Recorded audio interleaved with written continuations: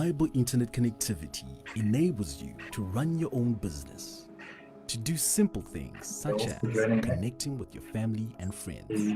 Utande empowers future generations by connecting schools and enabling interactive online lessons, with the responsibility of driving the economy in various sectors such as mining and agriculture. Finishing up. We link the whole nation. No matter how remote your location is, you are guaranteed of fast speeds, reliable connections, and stable networks at all times.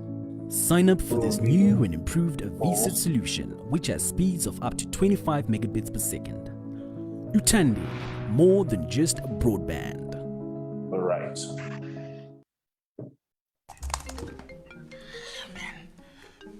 Hello? Hello, Terry. Where are Hello? you?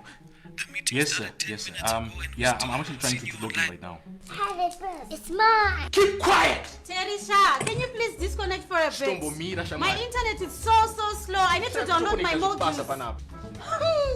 Sandimiri iyoyo nenyaya kushandisa zvemainternet zvemangamanga.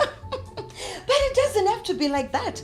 With packages starting from very low prices and ranging from capped to uncapped packages, it's such a breeze to work remotely, attend virtual meetings, move along with your e-learning classes, binge on your favorite sport or TV show, and keep your kids and guests entertained.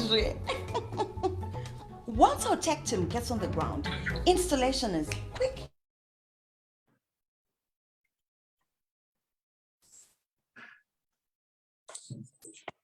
Good afternoon, everybody. My name is Charlene Bucherenko-Singwenya, and I'm your moderator this afternoon. I'd like to welcome you to a very special webinar titled Leveraging on Technology in Boosting Customer Experience, being hosted by your most desired ICT solutions partner, Utande. It's more than just broadband. Allow me to introduce you to our illustrious panel who've got impressive accomplishments in all their various business units and industries. First up, we've got Madam Constance Makoni Tondana, the Corporate Affairs Manager for Zimbabwe Institute Investment and Development Agency, ZIDA. Secondly, we've got Mr. George, a billionaire, the founder and CEO of ProAir, as well as Mr. Rhinos Mautsa, the CEO of Tech24. A very warm welcome to our panel. If you may just go ahead, starting with Madam Constance, then Mr. George, and then Rhinos. Just give us a brief background for attendees, just so everybody can get to know you and what you do. Thank you very much, Charlene. Hello to my fellow panelists and hello to everybody who's attending. As has been said by Charlene, my name is Constance Rulo Makoni Totlana, and I'm an integrated marketing communications professional with 12 years experience. I started off as a journalist with the Zimbabwe Broadcasting Corporation in 2009, and then transitioned into public relations in 2016, where I worked in the Ministry of Public Service, Labor and Social Welfare as the Deputy Director of Public Affairs, and my responsibilities there were advising the minister and senior management on issues to do with public relations and communications, high-level event management, media management, stakeholder relations, among other duties. Then I moved from there to the National Social Security Authority, where I became the marketing and communications specialist. And I was tasked with a whole lot of responsibilities. My portfolio had expanded. And I was also part of the team that championed the rebranding of NASA. So from there, I then moved to ZIDA in April, where I am right now. And I'm the corporate affairs manager tasked with stakeholder management, public relations, and communications, and also coming up with strategies that market Zimbabwe and bring foreign direct investment and domestic investment into Zimbabwe. And also allow me, Charlene, to mention that thank you very much for allowing me to be here, particularly on this day, because it is my birthday. Thank you so much. Happy birthday, Connie. We're happy to have you and help you celebrate your birthday with us. Thank you so much. George, you can go ahead. Thank you. Birthday, Constance. Thank you so much to Tande for hosting this beautiful platform, which I'm sure will enlighten so many people. I go by the name George Billionaire Munengwa. I'm the founder of ProAir Air Conditioning, which was established in 2012 So we are responsible, like our tagline says, making the weather behave. So whether it's people's cars, homes, offices, fridges, cold rooms, all around Zimbabwe, we are responsible for keeping you cool in summer and warm in winter. Thank you so much. Thank you, George. Rhinus? Thank you so much, Charlene. It's such a pleasure to be here. And thank you so much to the Utande team for also inviting me to be part of this panel. Happy birthday to Constance. I'm CEO of Tech24 Group, which is an integrated tech company. We develop software and also other applications that facilitates for the betterment of delivery of customer experience within corporates. And I'm also the owner of Pico Construction. We are doing low-cost housing, those who want houses. I mean, you can get in touch after this conversation. And I've been in the industry trying to promote the service delivery in Zimbabwe for over a decade now. We have been promoting a culture of service excellence in Zimbabwe for over a decade through the Contact Center Association of Zimbabwe that I founded in 2010, and also the Chartered Institute of Customer Management that is in over 10 countries now. And I'm part of the directors also and one of the founders. And we are really expanding in the region with the mandate and aim to promote customer experience across Africa. Thank you. Thank you very much, panel. So I'd like to draw your attention to one of the most cliched statements that I'm sure everybody knows. The customer is king. We hear this often. The customer is always right. You go into a supermarket, you can see it sometimes on posters. As cliched as this might sound, there is no truer statement. This basically means that every business that exists primarily exists to cater to its customers and to ensure that, regardless of how you may look at it, you're basically just existing to cater to your customers. Now, that being the case, what better way of ensuring exceptional customer experience journey than introducing technology to eradicate any red flag areas or any existing customer frustrations that might be in the value chain of your business, and to address all these red flag areas at the various customer touch points. What does this mean for your business and for your customers? So we're really asking our participants to engage with us and receive context-specific and relatable insights from our panel here today. Should you have any questions or any areas of clarification for all our panel, our panelists, or anyone in particular, feel free to make use of the chat box. We'll be paying close attention to it and making sure that we are able to respond to you as we go real time. But let us jump straight into our discussion. I'll start with you, Connie. In your experience, what do you understand customer experience to be, and why is it so important? In my experience, with customer experience, we are looking at the cognitive, we are looking at the sensory, at behavior of consumers. We are looking at the trends, how they perceive certain products and services. So it's a whole lot of things that have to do with the reactions that customers give to certain products and services. So, and also we are looking at the experience of customers from one touch point. For example, if it's an organization, there are touch points, whether it's virtually or it's offline. There are touch points where a customer will come, they are outside an institution, there's a security guard manning that institution. How do they interact with the customer?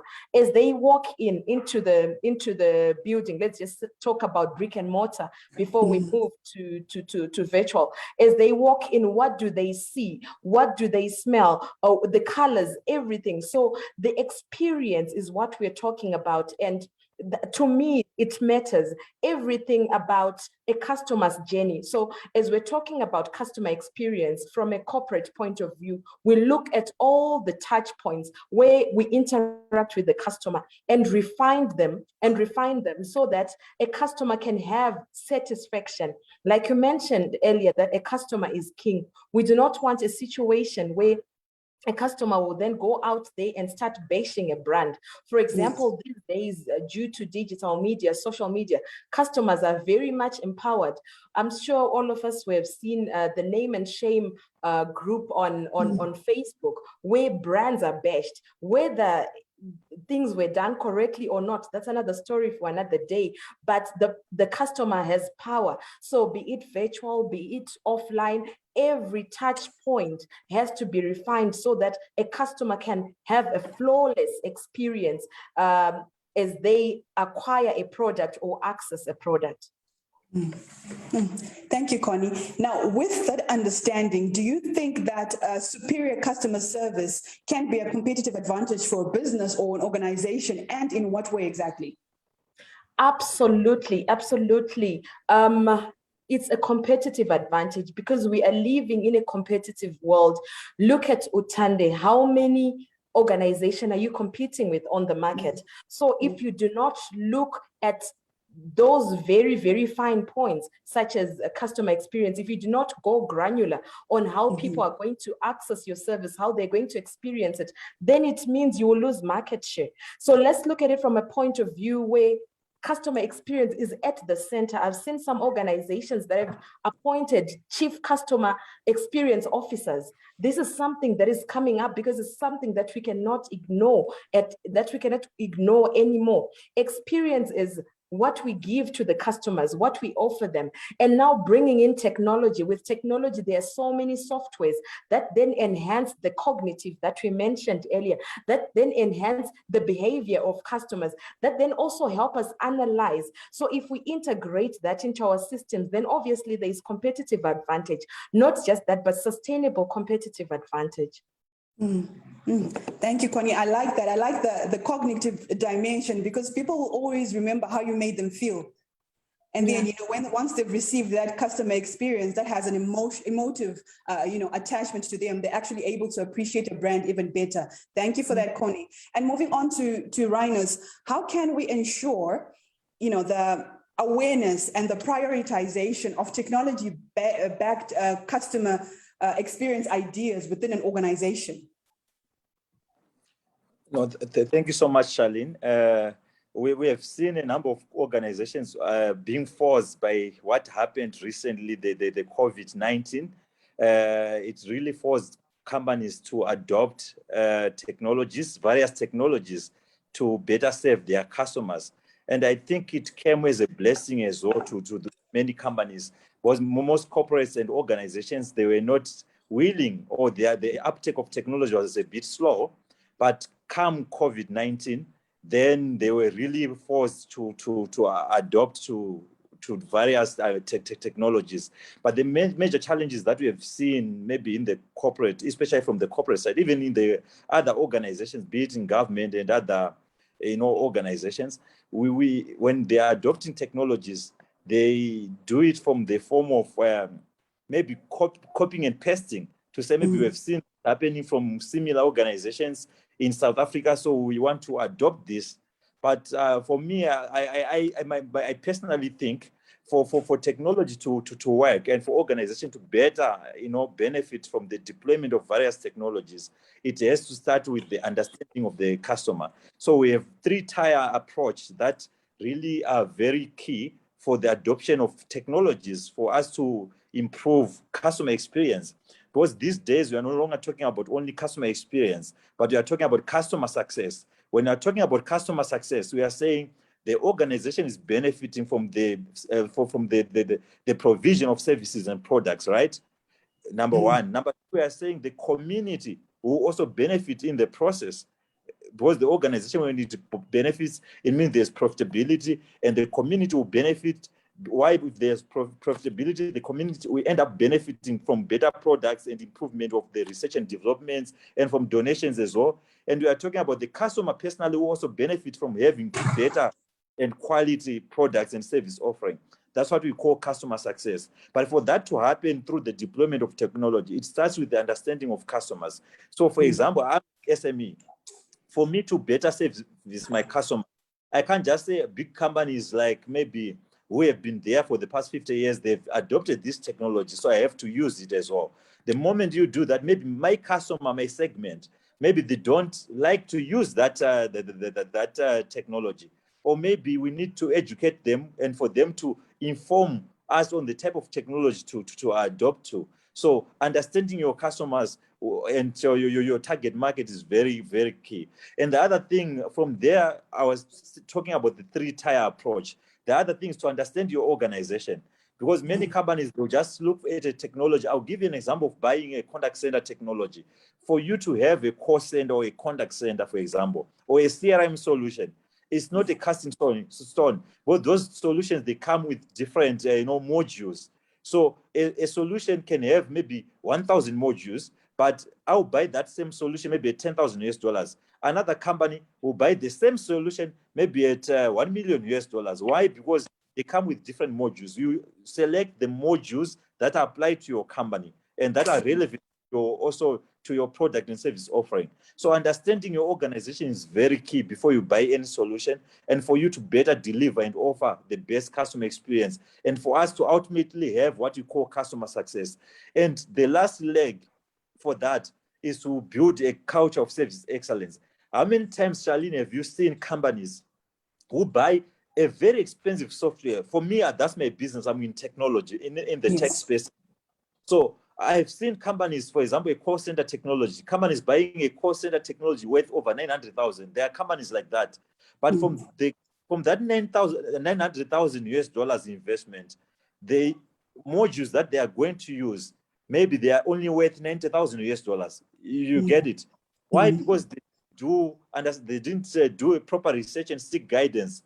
And for us, and also maybe you buy a solution for another scenario for 900,000, but you are not offering the best customer experience. So technology doesn't translate to better customer success or customer experience.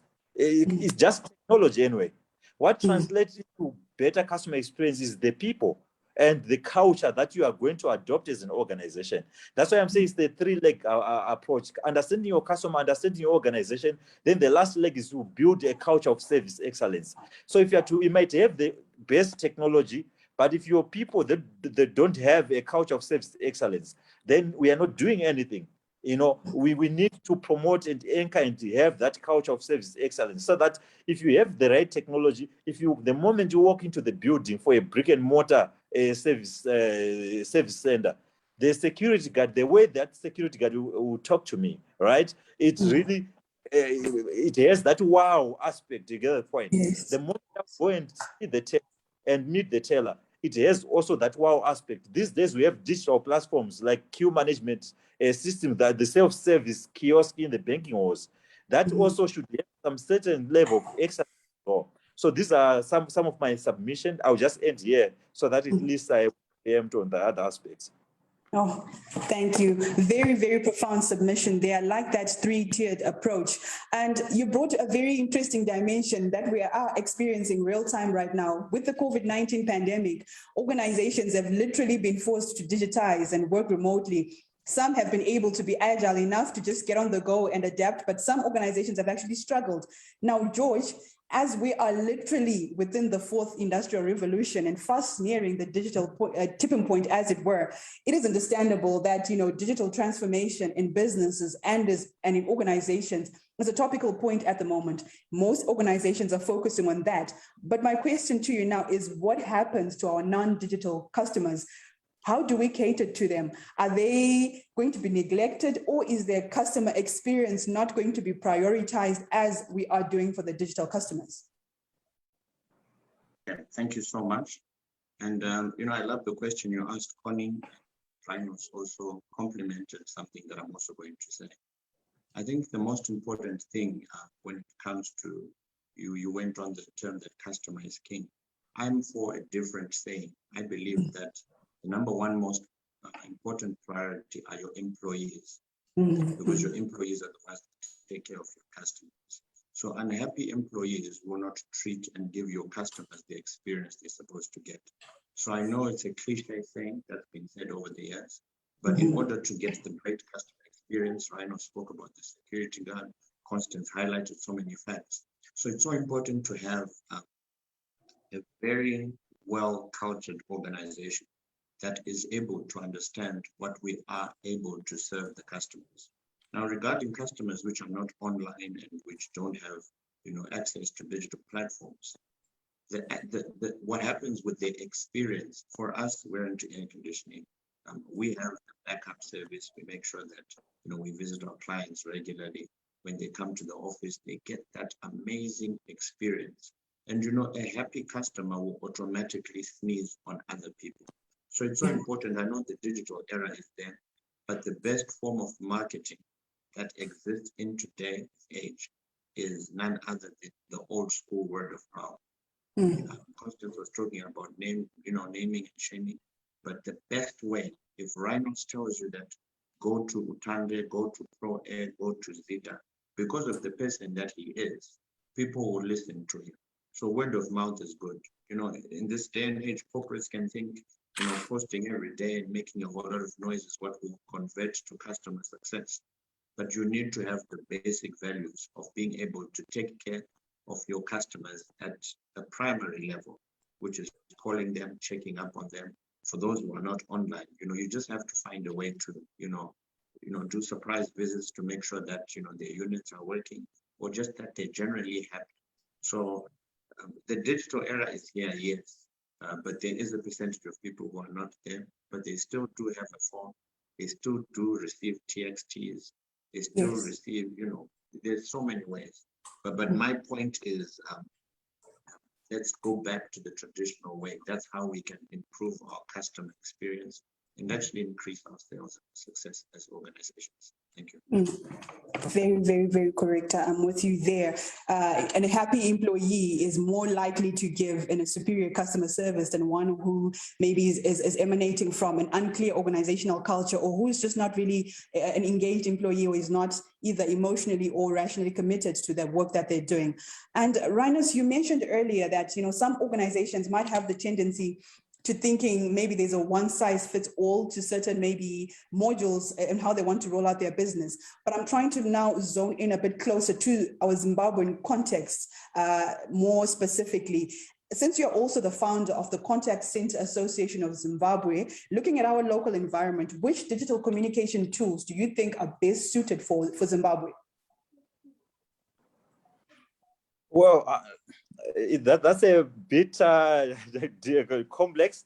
Why? Because you don't have a casting stone. And Zimbabwe, remember, in its totality, is a very big country, and we have many companies that are in there in different sectors. So you can't say this is just a solution that is best suited for the whole country. So it depends, from one organization in one sector to another.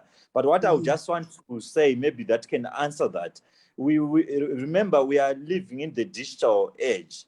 There's no other way around that. It's either you have to adopt or you have to ship out. So for you to adopt, because it's a digital age, we are talking about omni-channel communication. So if you are purchasing a technology or a solution, the other thing to consider also, remember I spoke about the three-tier approach. But the other thing that is very, very key to consider is to check if it is addressing the omni channels, because our customers, remember, they have different requirements and needs. And because they have different requirements and needs, we need to be very deliberate and intentional about it to say, if you are buying a solution, they meet all the requirements of our different, segments. Others, they just want to text. Other customers, they want to use WhatsApp.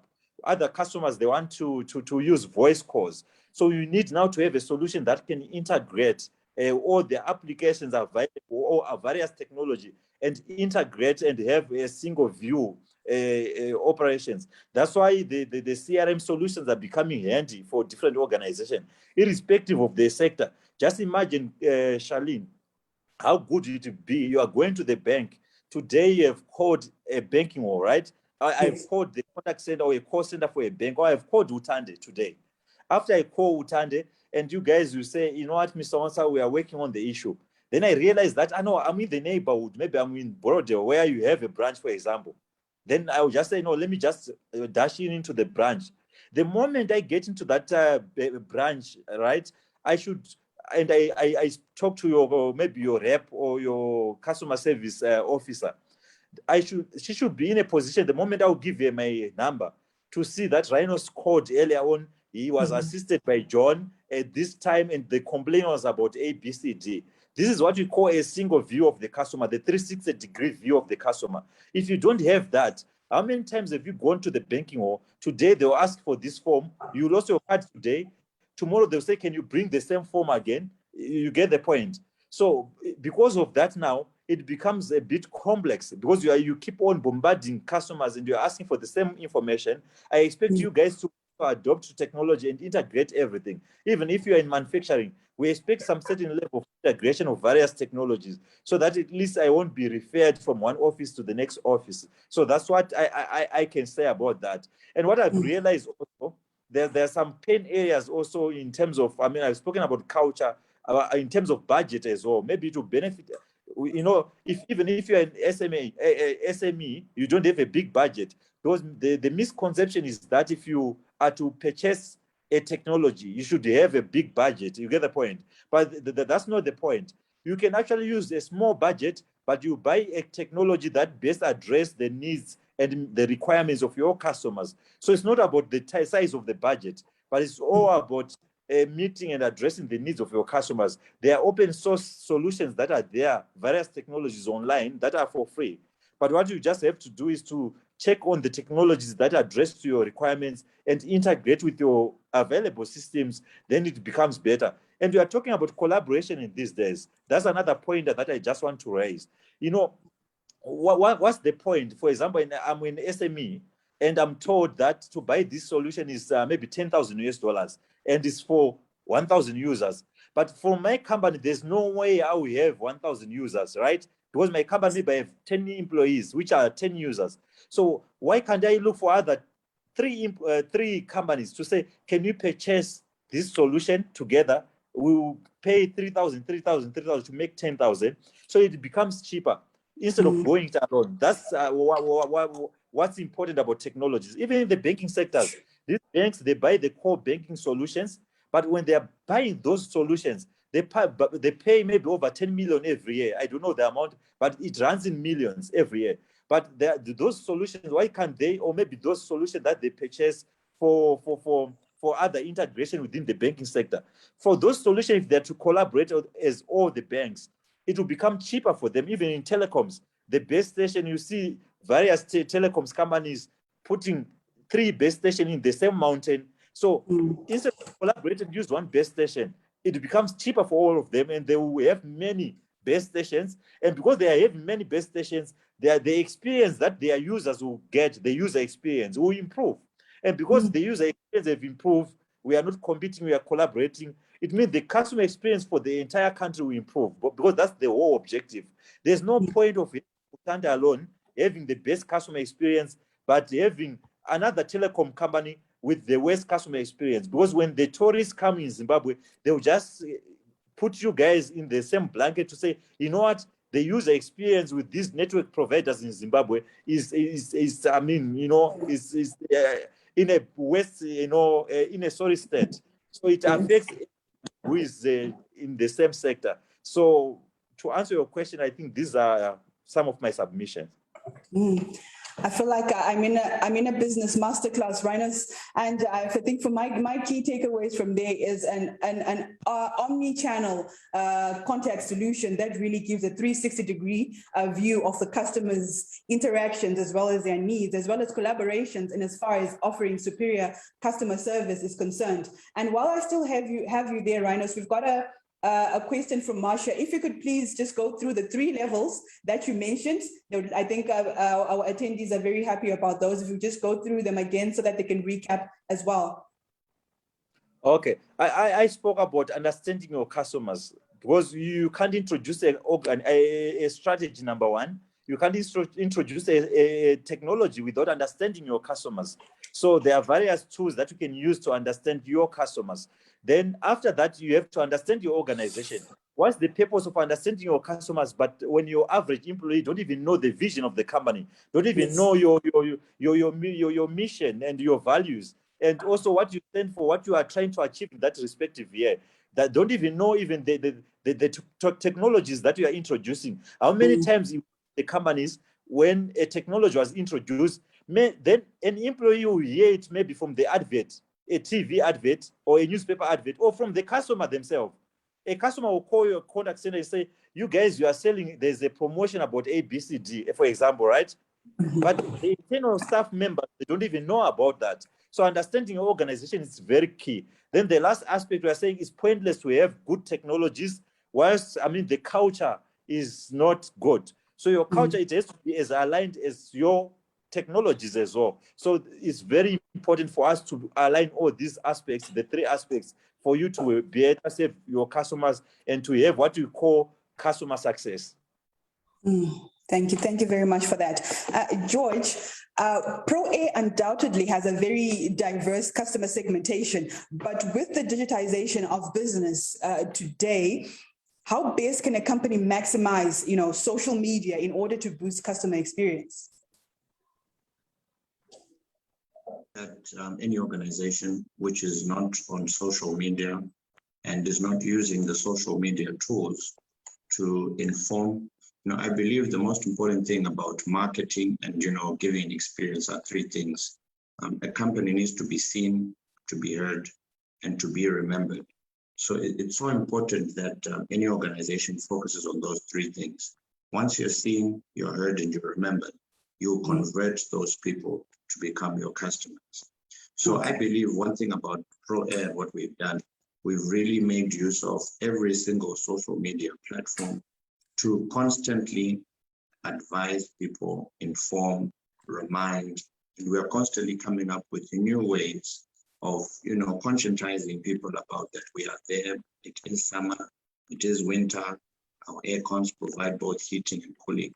So using, I'm one person who's very highly active on LinkedIn, Facebook, Instagram, Twitter, WhatsApp, Facebook Messenger, basically all platforms. And it's so important that the key thing that organizations need to know these days, it's not consistently bringing out a flyer about we do this, Utan is the fastest, reliable, and affordable.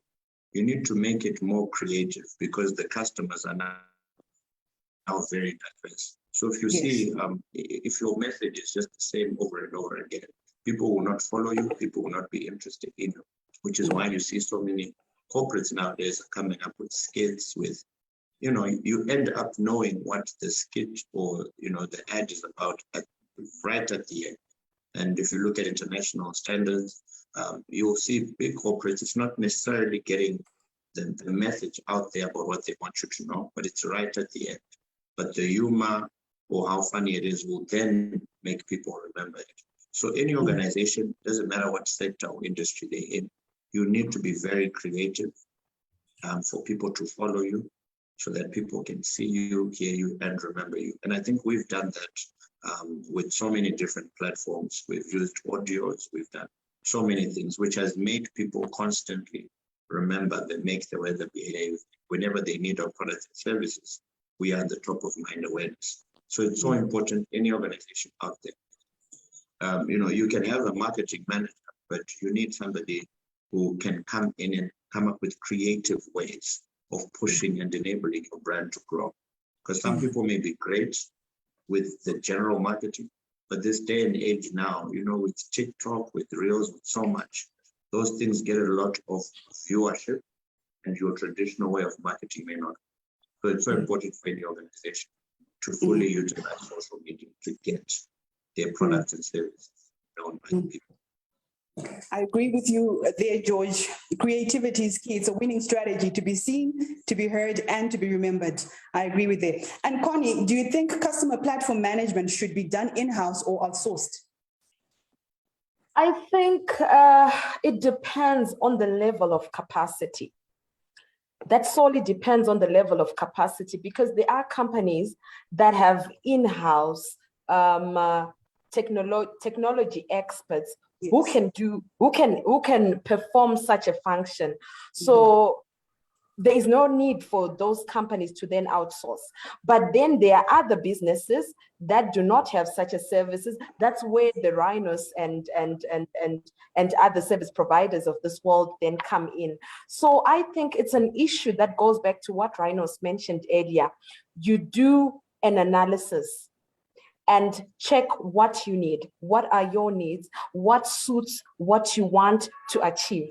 What are your goals? What are your objectives? And then you tailor make that to suit specifically what you need. So I think it depends on what exactly you need so that you know which direction to take. So it's not a one size fits all. Thank you, Connie. We have got a very engaged bunch of attendees here. Shelton says the objective is to improve the user experience through collaboration, upgrading customer service as a nation at large. So Shelton is very much in agreement with you, Ranus, there. And then Leon says it's true. Most employees are left out when new technology is launched. I wonder why. So I think in that whole customer experience enhancement journey, our attendees feel like employees are usually left out of the whole, discussion of all the whole rollout, and they need to be part of it in order to also understand the role that they play there. But back to you again, Rhinos. After all these customer service enhancements have been done, how do we then move forward to translating the customer centricity into revenue? Because at the end of the line, at the end of of it all, it's all about the money. It's all about the bottom line. How do we then translate all of these, efforts into revenue? Okay, Charlene, thank you so much. So technologies, obviously, there are various ways how we can also translate these technologies to revenue generating technologies. And we have seen people maybe buying CRM solutions, even contact center solutions and other various solutions, the ERP solutions that we will deploy in various, the knowledge management systems that are coming because of the COVID, the document management systems to enable and facilitate the electronic signing of documentations and saving documentation to go paperless. All these technologies, they are also supposed to increase ultimately profitability of the company. But understanding that technology sometimes is a huge capital, they are CapEx project, so there'll be a huge cash outlay. The purpose of the technology is to reduce the cost of operations. Why? Yes, you are investing $100 into buying a technology, but the cost of operation is supposed to come down. So on the KPIs of the user departments who are supposed to use the technology, they are supposed to showcase to say, this technology that we are going to procure, this is how it's going to reduce the cost of operations. Maybe there's going to be 20% decrease in cost of operations. Then how do you also increase profitability? Because profitability is not about selling, but it's about also reducing the cost of operations, like what I've highlighted. The other aspect how you can also increase profitability is to increase efficiencies. What used to take a week is supposed to be done in a day. So it means the number of the headcount that you are now using because of the technology has gone down. And also the efficiencies, because the efficiencies have improved. The number of customers you are going to onboard, they are going to increase as well. So that translates into the dollar value, to the bottom line. Then it's supposed to ultimately increase to revenue as well, the technology. It means you are going to go mass market, the way you are going to engage your customers, because customer engagement, maybe we'll talk about it later on, is very key. And technology are better helping us to engage our customers in a way that have never been seen like before. Then also reduce risk of operations. Risk is a very key component because we have seen people in finance, people in auditing committees saying, yes, you are buying this technology, but this poses risk and stuff. But technologies are not supposed to increase the risk and the exposure of the organizations. They are supposed to reduce the risk, of the company. And ultimately, the key thing is to increase the customer delightment or customer satisfaction. So when you increase a customer satisfaction, obviously, I understand that we are talking to the converted, because the fact that all the audience who are listening to this, they are converted because they want to improve their skills. So customer experience, obviously, when it increases, it means, there's a theory that I like in customer experience, which was proposed by Professor Gumason when he was talking about the more theory, more, right? So you are saying if you serve your customers better, they will come, they will buy more from you because they are happy. And because they are happy, you tend to also give them more favors than the other customers. Because you give them more favors, they will continue to buy more and they'll bring more people with them, So that's what will happen. So because of the technology now, it's so easy for customer experience to go up. And remember, as a side note, I said earlier on, a culture is very key. So we can't discount having a good culture of service excellence in this whole equation. Yeah. Very, very profound. So reduce the cost of operations, increase efficiencies, evolve the methods of customer engagement, reduce operational risk, and increase customer satisfaction. Perfect. And Connie, what is then the best way to measure the overall customer experience? How do you know what kind of customer experience you're giving, or at what level are you after having tried to do all these various engagements? You are muted, Connie. Apologies about that. Charlene, with any strategy, it is important to have a measurement matrix, to have something that you measure against. So in this case, we're talking about customer experience. You look at yourselves, the position that you are in this first place.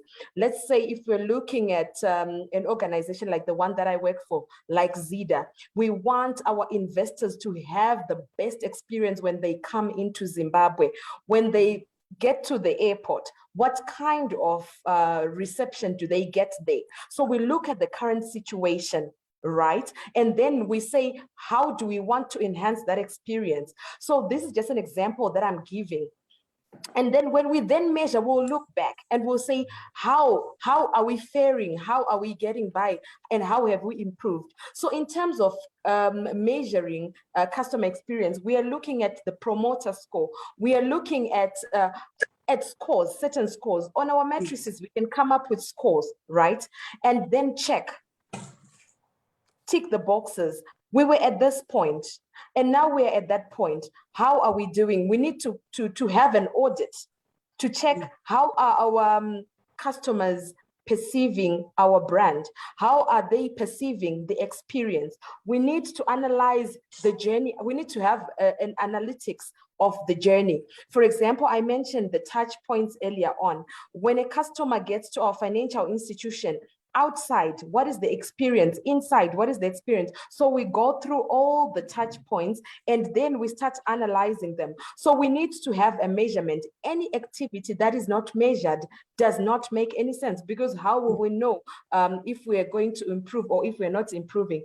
Then we need to conduct surveys so that we talk to the customers. I've been in situations where I'm given an opportunity to rate. For example, after using the Zoom application or after using WhatsApp for WhatsApp calls, you are given a rating score. So you rate. That is part of the surveys that they then use to enhance the experience. So after that, we also need to check the number of customers. Is the rate going up or is the rate going down? Let's say, for example, Pro A, you've got a customer experience strategy that you've put in place. And with that customer experience strategy, you see that your sales are dwindling. You then go back. What is going on? When our guys are on the ground, when they're fitting the air conditioners, what are they doing? You spoke about the satisfaction of the employee. Are they satisfied? Is their satisfaction translating to the clients that they're handling? Where are the pain points? So those are some of the measurements that we need to look at, because anything that is not measured, then it does not make sense. It then goes back to the issue of budgets. If we want to get a service provider like Rhinos, obviously we need to go with justification to the executives. This is what we do as the implementers. We need to go to the executives, and then audit will raise issues about risk, like what Rhino said. A lot of issues will be raised, but then we need to then come back with the measurement to say we had a transfer process which was like this. We moved from one point to the other. We shifted in our customer experience, and these are the results. So this is a critical aspect of everything, because when you have implemented everything, you now need to to measure the input, the output, the outcomes, and check if you're on track. I agree with you there, Connie. Customer analytics is key, really, to unearthing customer insights that will really enable customer service enhancement. And Rhinos, how can one handle competition and deliver, confidence to their customers to use using technology? Okay, so Charlene, thank you so much for that question. Yeah. Technologies, when they are being implemented and rolled out within various companies, you can't then divorce it from the user. That's why we are talking about we have the user experience, we have the owner, the employee experience as well from using that technology. So before you deploy the technology, various technologies, remember we have what you call the user acceptance testing, where you have various users for them to also maybe cross-check to find out if the technologies are really aligned to or meeting the expectations or that you highlighted or the scope of work. Once you do that, it's very important to create what we call customer experience owners. This is not a department, Charlene. Customer experience owners, we are talking about people having within your organization, the employees, before you even talk about your clients or your customers. Customer experience owners, we are promoting ownership within your organization. So everyone should be a customer experience owner, from the person at the reception up to the CEO, so that when you are running with the vision, everyone is running within the same vision. So after you create the customer experience ownership, even if when you introduce a new technology, there should be ownership from everyone. How many times have you gone maybe to a service provider and you are told that maybe it's not me or it's not my department? These guys, you get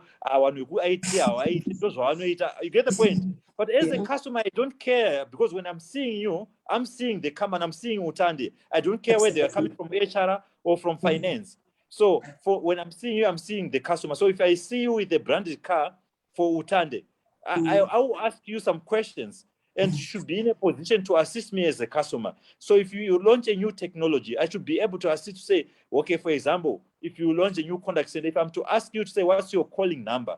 You should be able to give me, irrespective of the department you are coming from. So customer experience ownership is very, very important. So before you even launch your technology, you have to create customer experience owners. After that, we should have people with zeal. We have to create zealous within the organizations. And these are people we call customer experience change agents. Change agents shouldn't be everyone else within the company, but we are talking about representation from different departments within the organizations. For example, we have the IT department, we have the finance department, maybe we have the audit, we have the audit and risk, we have the sales and marketing or the customer experience department. All these departments should have a representation from all these departments. And we form the customer experience or the customer experience change agents. These change agents, they are the ones who are driving the agenda of customer experience. So if it is like this, it means there's no department within the organization, because customer experience is not a department, but everyone should be promoting a culture of service excellence. But these change agents, they're just championing a culture of service excellence at the forefront. So if you launch a technology, they're the ones who will be given even the device to test. They're the ones who go at the forefront to say, you know what, let's go to and set and do activation at same level with the marketing department, and they are taking the users through that technology. Say, see, this is how this technology can work. You get the point. And yes. I've spoken about customer success and building a culture of service excellence. So this all work together as and fit into the whole, puzzle. And I want to talk about, the user experience itself. So the customers, when they're now using the technologies, we have many technologies that have failed, not because they are bad technologies, but because the users were not educated. So it's very important when you are launching a technology, it's not about bragging to say, look, we have launched these technologies, but the users now, the technology is supposed to have a easy, to use interface. The interface should be easy to use, so that that technology, if you are to go in Mzarabani, should be able to, the moment they have a smartphone, if they are shown how to use that technology, it should be easy for them to use. So the user interface is supposed to be user friendly. You get the point. So these are some of the aspects, but I'm just going to end here for the interest of our time. And looking at our chat box, Marcia says organizational culture is the backbone of customer success. Without the right culture, it may be hard to drive the first two levels of customer success. Rhinos, you might have to write a book on this methodology you've introduced to us today. And then we have got Tapumane, who says customer experience ownership. You nailed it, Rhinos. Zero blame game. The customer doesn't know departments but the company. When they see the brand, when they see your ID, they see your t-shirt, they see the company, they want answers, they want that instant customer service. So everybody's always supposed to be on top of their game to be able, to provide that instant customer service. And George, digital transformation is inevitable. There really is no way to avoid it at this point. But do you think that it's feasible for us to have 100% digitalization? And if so, how do we move on to address, key issues like customer privacy and other emerging challenges?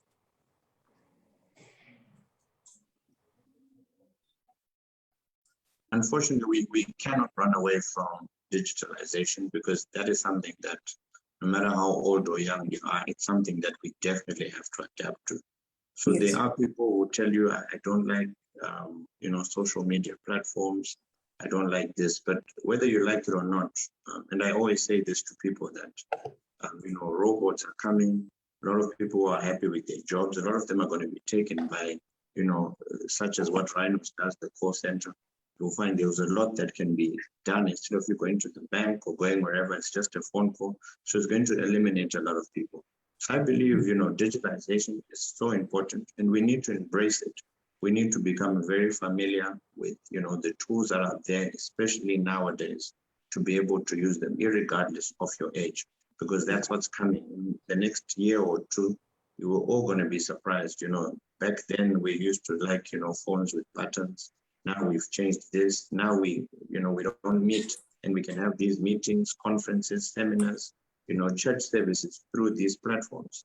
So it's so important for organizations really to adapt to change, because change is something that also helps sustain your business. And, this is so enlightening. I'm learning so much as well from everybody who's speaking. And the customer experience, trust you me, with all that's been said today, is very much going to be digitalized very soon. Privacy, to me, I know in-house, it's important to not keep that, but already with what we're doing on social media and everything, all our information is there. So we can't keep that away. But I think we just, as organizations, need to use that information to better, know our customers. I always see every time I search something on my phone, automatically adverts of what I searched start coming through. So there's some information which is going out online, which is actually saying you're looking for this. So that's a computer which is analyzing what exactly you're looking for, and is then sending adverts to you regarding that. So that's a way of getting information which they're using to better their organizations or their companies, which will ultimately lead to their increase of sales. So I think, it's so important to now begin to adopt digitalization so much, because we're not going to go back. We're only going to go forward. Thank you. Absolutely, absolutely, George. I always like that statement that says adapt or die. Sometimes it's just the only options that you have. You either have to adapt or it's over for you. And before we ask our last question to Rhinos, do our attendees have any questions? Please share your questions or type in the chat box if you've got anything you'd like to address to our panelists. And as you are thinking of any questions and typing them in, Rhinos, how important is a good ICT services provider when leveraging on technology, in boosting customer experience? Yeah, so ICT providers are playing a pivotal role, because they're the backbone of any technologies in any country. So if you are to look at, customer experience from the other end, then ICT service provider. That's why it's very, very important. If you are to come, if it is a framework, we have government maybe at the other tier. Why? Because government now plays a pivotal role. Because in as much as you are so innovative in a country, you as a company, sorry, but you are still within a specific country. And if the backbone, if the connectivity and the other infrastructures are not in place, they need to be so difficult for you to be innovative, because that will derail your efforts. So governments then play a pivotal role in then anchoring and sustaining the infrastructure gap within each country. So ICT service providers also, for sometimes we need to have you guys open your portals. If I'm to come up with e-commerce solutions, for me, maybe I need maybe the mobile telecoms company for like Econet. We have the likes of EcoCash, One Money, Telecash. They need to open up, some gateways for me to also integrate, so that I'll be able to come up with the e-commerce solution or the payment options for my clients. So for that now, ICT service providers, they play a very pivotal role. And remember, these are the same service providers who are also coming up with the likes of the data centers and stuff. Because each and every company, it's pointless for us to have maybe some servers stored at our premises. We have all these things in the cloud. But for that to happen, we should have a certain service provider having all these things in one location where they are safe and secure, and there's some backup infrastructure, in place. They need to be so easy for people to innovate, for other companies to innovate, leveraging on the available technologies and infrastructures. And what it does now, it means the investment that I was supposed to use in the same to develop and to invest in the infrastructure, I can use the same investment into business productivity and in research and development. If you do that, the customer experience, remember what I said earlier on, the objective is not for my company to shine alone, but the objective is to have the overall customer experience for the country to be better. Because if that happens, it then impacts on the bottom line of every company that is within the country. That's what I can say. Yes, thank you, Arinus. And quickly, as we wrap up, we have a question here. Maybe we can start with hearing Connie's sentiments, and then it says, Nancy says, how feasible is it to satisfy employees in the season where companies are struggling and trying to minimize costs due to the lockdown? Responding to that, I would say that it's very important. This is what Richard Branson says, what George said earlier, that when you take care of your employees, they will take care of your business. You cannot introduce a customer experience system that your employees have not adopted and think that it will be adopted outside. Those are your ambassadors. Those are the people that you need to first convert.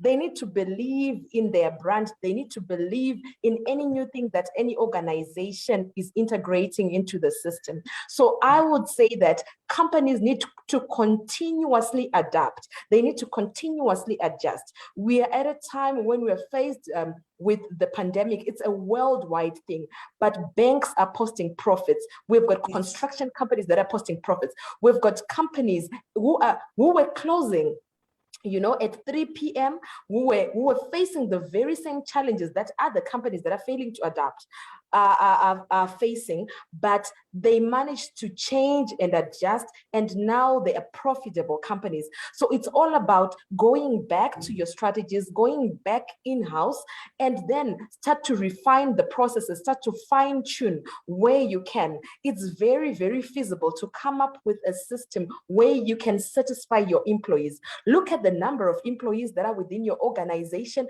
vis-a-vis the technology that you want to bring in. What works, what doesn't work. Obviously, you can tighten your belts a little bit so that you can bring in the technology that can then reduce the cost to the employees. You can have a few number of employees.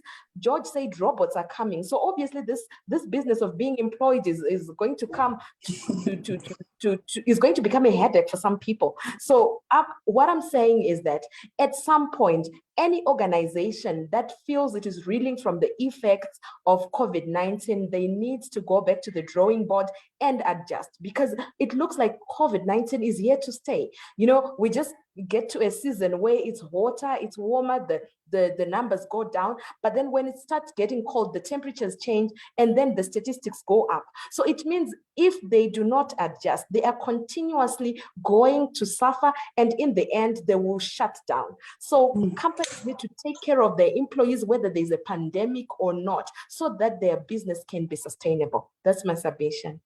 Fantastic. George, do you have anything quick to add on to Connie's sentiments? You're on mute, George. Sorry. I think she really highlights the most important thing, I believe, is, you know, there's what's called the Maslow's hierarchy of needs. And one thing we've done is to understand the basics of what employees need. And that's the most important thing. It will be very difficult for me to send an employee who hasn't been paid for months and expect them to go to Pico Construction and do a great job. That's when you start seeing employees either start trying to make ends meet in their own ways, which leads to a lot of things, which leads to high turnover, which leads to a non-functional organization. So it's so important. I know we love the quote, customer is king, but everything begins inside, because without a happy employee, it's very difficult to impress the customer and have them have an amazing experience, which they can go and start telling people about the amazing house or the amazing, speed that Utande has, or the amazing whatever experience they have. So it's so important to take care of your employees. And yes, COVID is there, but let's adapt. Connie said adapt or die. And this is what we're facing right now. So many companies are going to shut down because they don't have the creative caps on. You really have to adapt to so much change.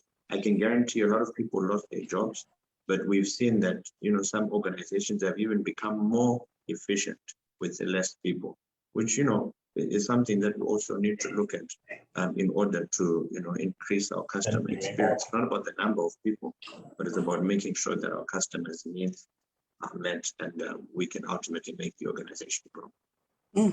I like that. And this is a comment for Rhinus. It says, Mr. Rhinus talked about integration of systems. Which systems can we use to enhance our customer experience for communication?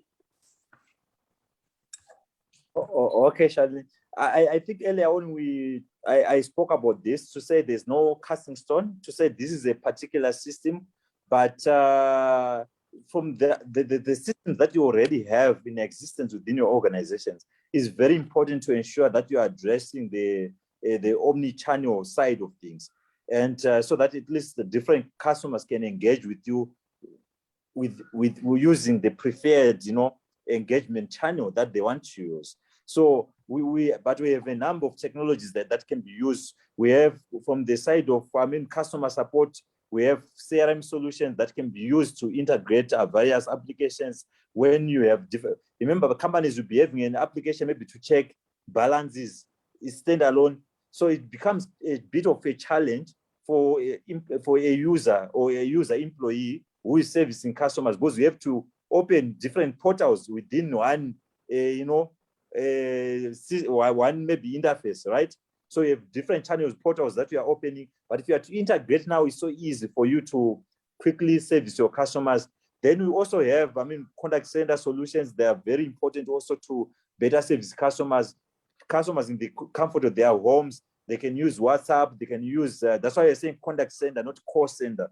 Why? Because we are talking about the multi-channel communication center now, and they can use various channels to get hold of customers. And now you have other systems that are coming these days, where the knowledge management system, the document management systems that are there, the queue management systems for the face-to-face brick and mortar operations. So there are various technologies, but you have to choose to say which system works for my respective organization. I think this is the starting point before you buy anything. Yeah. Our participants are very engaged. Well said, Constance. Some of the comments that we're getting, very welcome insights that we are receiving from the panels. And then cybersecurity is the next level of protection with regards to customer privacy, and a number of free cybersecurity options are available online. Researching on cybersecurity is a great investment for organizations when adopting technology to help improve the customer experience. And then Jabulani says customer satisfaction is a function of workforce having a feeling of belonging to the organization. And Marcia has just used, can I use targets as a measure of customer success, and what should I use as a target? For example, sales or customer traffic, which one goes first? Connie, I think this is directly linked to your previous response earlier. You can address that. The traffic comes first. Let's look at it from this point of view. If you have a website and you've got people coming to your website, a lot of traffic coming, right? That's a good point. That's a good sign that people are interested in what you're doing. Then the next thing should be purchase. That's why you find that very, very established websites such as Alibaba, Amazon, and all these international websites that are well established have gotten to a point whereby they see that there is traffic coming through, they notice what you're interested in, and then they start pushing all those things that you like. They'll start pushing it into your face. If you've been checking shoes like Nike shoes every other time you go to their website, then they'll start telling you if there's a new version that they have on their website, then they'll start pushing it to you. Every time you'll get pop-ups and so forth. The next thing, the result should be a purchase. So what starts is the traffic. If people start coming to your even when we're talking about brick and mortar, if we set up a shop and people start coming to Pro A, just inquiring, what do you do? What are you all about? If they come to Pico Construction, what do you do? What are you all about? You give them flyers, right? You give them information, right? The next time they come, they're coming to then sign a contract. They're coming to then tell you that we want you to fill up our car with gas, or want you to come to our house and then install an air conditioner or our business premises, whatever. So what comes first for me is the traffic. It's the awareness, because traffic comes after awareness. You have to then go in that direction. Sales then comes in. And when there are repeat purchases, it means the customer experience is good, because where the customer is not treated good, they do not come back. They do not come back, and it will then go back to what George mentioned earlier, that the word of mouth. It's a traditional way of looking at it, but word of mouth is very, very, very important. So whoever goes and tells their family and friends and whoever that so that such and such a company does not have does not give a good experience, everything will then turn negative, because it will not translate to sales. So for me, it's traffic, then sales. Thank you for that, Connie. For the interest of time, there we have it, ladies and gentlemen. I almost wish we had 2 hours or the whole afternoon. This has been extremely engaging. But as we can derive from this discussions that we've had this afternoon, we have no choice but to really leverage on technology and work on eliminating all the customer frustrations that we have across our business value chain in order to unlock that unique and exceptional customer experience journey for customers. Organizational culture is also very important, as we have actually heard this afternoon, and it is directly linked to how your employees will perform and how, the type of customer service that they're going to extend to your customers as well. The goal ultimately being to have a service excellence oriented culture. So thank you very much to our engaged panelists who joined today and have been really appreciative for the insights that have been shared by our panel this afternoon. And thank you so much to our amazing panelists. We've really learned a lot. Like I mentioned earlier, it seems like it was some sort of a masterclass. So this has been very informative. And for more information to the panel or the attendees as well, should you wish to know any more about your desired ICT solutions, feel free to reach us at sales@utande.co.zw or sales@danimtande.co.zw or creative@danimtande.co.zw. Until next time, thank you so much and have an amazing afternoon. Thank you. Very much. Thank you. Bye.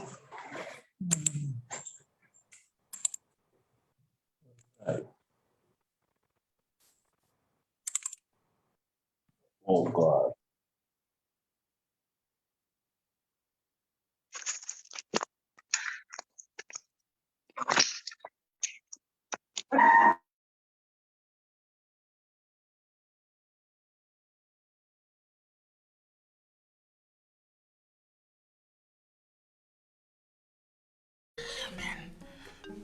Hello? Hello, Terry. Where are you? Hello? The meeting Yes, sir. started 10 Yes, sir. minutes ago and we Yeah, still I'm actually trying haven't to seen you log in online. right now. Have it first. It's mine. Keep quiet! Terisha, can you please disconnect for a bit? My internet is so slow. I need to download my modules. Sandi miri zhonga iyoyo. Nenyaya kushandisa zvima-internet zvemanga-manga. But it doesn't have to be like that. With packages starting from very low prices and ranging from capped to uncapped packages, it's such a breeze to work remotely, attend virtual meetings, move along with your e-learning classes, binge on your favorite sport or TV show, and keep your kids and guests entertained. Once our tech team gets on the ground, installation is quick and our support team is available. Call us on 086 88 000 004. Terms and conditions apply. Utande, more than just broadband. Hello? Hello, Terry. Where are you? Hello? The meeting Yes, sir. started 10 Yes, sir. minutes ago and we Yeah, still I'm actually haven't trying seen to you log in online. right now. Have it first. It's mine. Keep quiet! Terisha, can you please disconnect for a bit? My internet is so slow. I need to download my modules. Sandi miri zhonga iyoyo. Nenyaya kushandisa zvima-internet zvemanga-manga. But it doesn't have to be like that.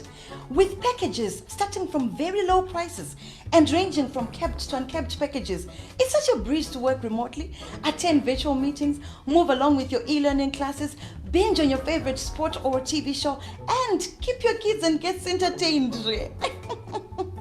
Once our tech team gets on the ground, installation is quick and our support team is available. Call us on 086 88 000 004. Terms and conditions apply. Utande, more than just broadband. Hello? Hello, Terry. Where are you? Hello? The meeting Yes, sir. started 10 Yes, sir. minutes ago and we Yeah, still I'm actually haven't trying seen to you log in online. right now. Have it first. It's mine. Keep quiet! Terisha, can you please disconnect for a bit? My internet is so slow. I need to download my modules. Sandi miri zhonga iyoyo. Nenyaya kushandisa zvima-internet zvemanga-manga. But it doesn't have to be like that. With packages starting from very low prices and ranging from capped to uncapped packages, it's such a breeze to work remotely, attend virtual meetings, move along with your e-learning classes, binge on your favorite sport or TV show, and keep your kids and guests entertained. Once our tech team gets on the ground, installation is quick and our support team is available. Call us on 086 88 000 004. Terms and conditions apply. Utande, more than just broadband. Hello? Hello, Terry. Where are you? Hello? The meeting Yes, sir. started 10 Yes, sir. minutes ago and we Yeah, still I'm actually haven't trying seen to you log in online. right now. Have it first.